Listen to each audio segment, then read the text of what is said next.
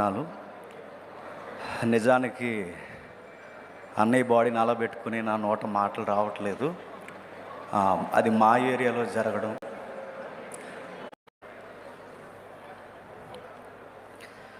పెద్దలైన వారికి, కుటుంబ సభ్యులకి అందరికీ క్రీస్తునామం వందనాలు. నిజానికి అన్నయ్య బాడీని అలా పెట్టుకుని నా నోట మాటలు రావట్లేదు. అది మా ఏరియాలో జరగడం, ఎంతమంది పెద్దలు, ఆయనకున్న సర్కిల్ టీం అంతా నాకు తెలుసు.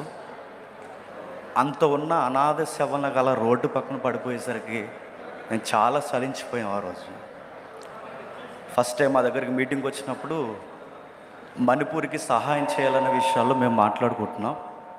నా దగ్గర కొంచెం అమౌంట్ ఉంది, మణిపూర్కి మళ్ళీ పంపించండి అని అన్నప్పుడు తప్పకుండా పంపుతాను. జేమ్స్, నీకు విషయం చెప్పాలి, నెక్స్ట్ టార్గెట్ మన తెలుగు రాష్ట్రాల మీద ఉంది, కొంచెం జాగ్రత్తగా ఉండండి నాకు చెప్పాడన్న.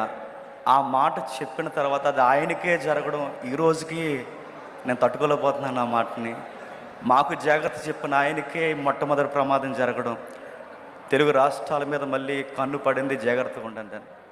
ఏది ఏమైనా మరలా ఇంకా ఏ సేవకులకి ఇలా జరగకూడదని కోరుకుంటున్నాను.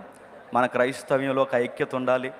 ఇలా జరుగుతుందని దీన్ని ఫాలోఅప్ చేసే పెద్దలు ఉండాలి.